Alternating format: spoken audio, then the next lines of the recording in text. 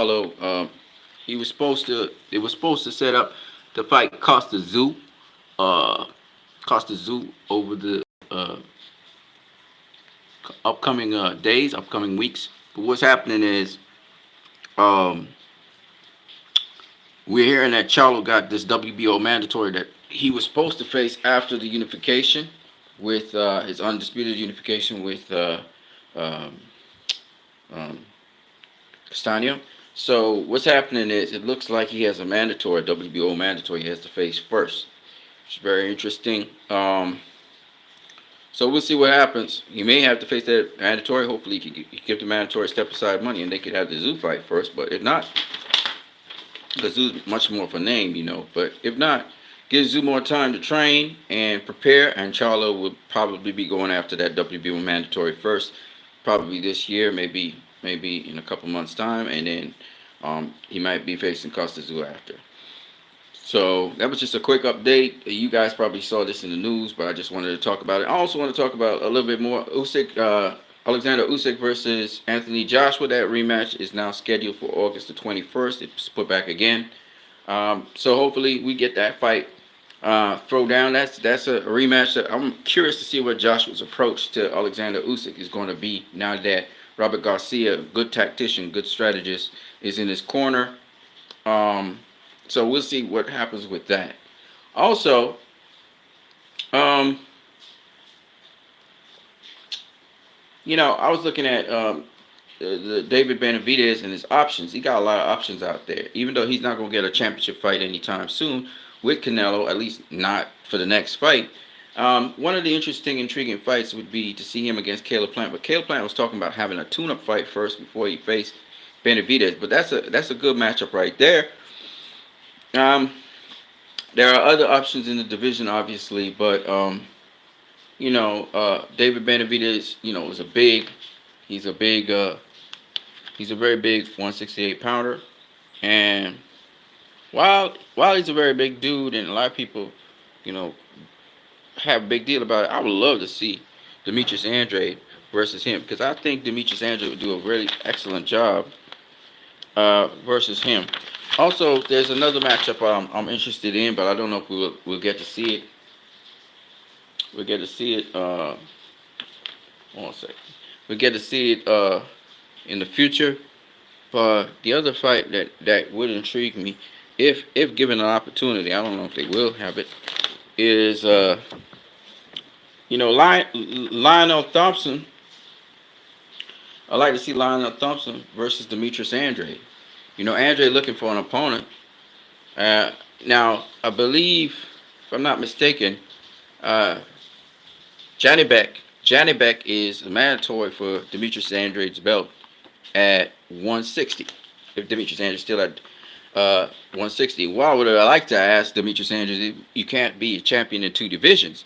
Like you could be, you could shoot for the 168 championship against Canelo WBO belt, or the undisputed belt, while at the same time put yourself in a position to be champion at 160 and still defend your title against Johnny Beck. So if I was him, probably I'd defend against Johnny Beck as my mandatory.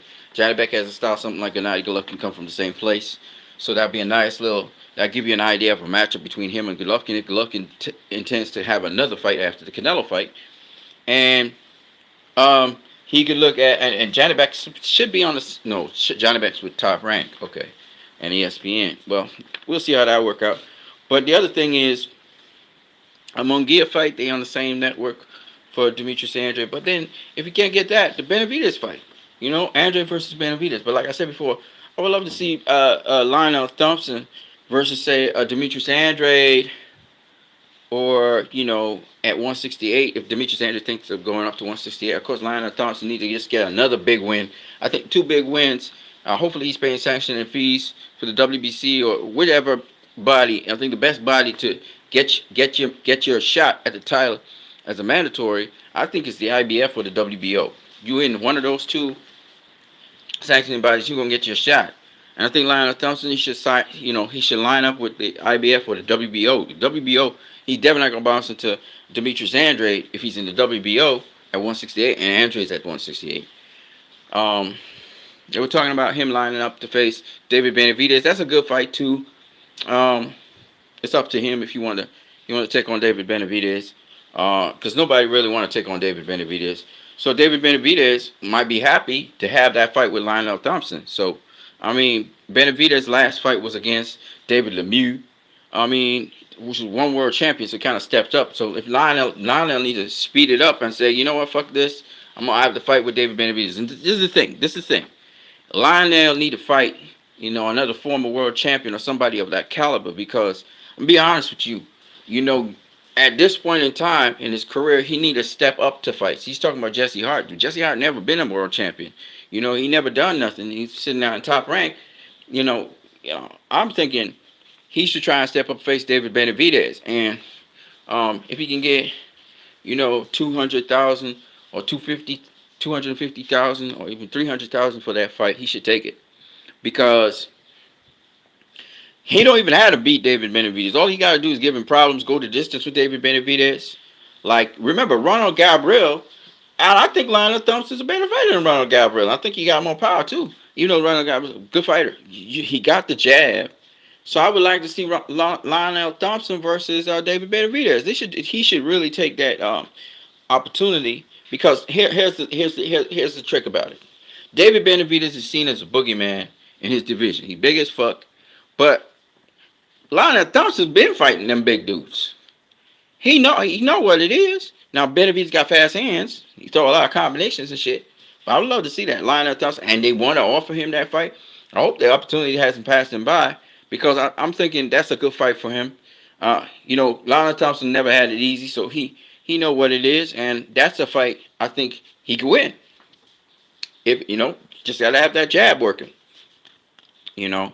But I was thinking also Demetrius Andrade because I know Lionel Thompson's going to get the fights that nobody else want to face. So the guys like Andrade, and here's the thing: if Lionel Thompson boxes, let's say David Benavidez, I'll box him. Don't get the decision, but he outbox him.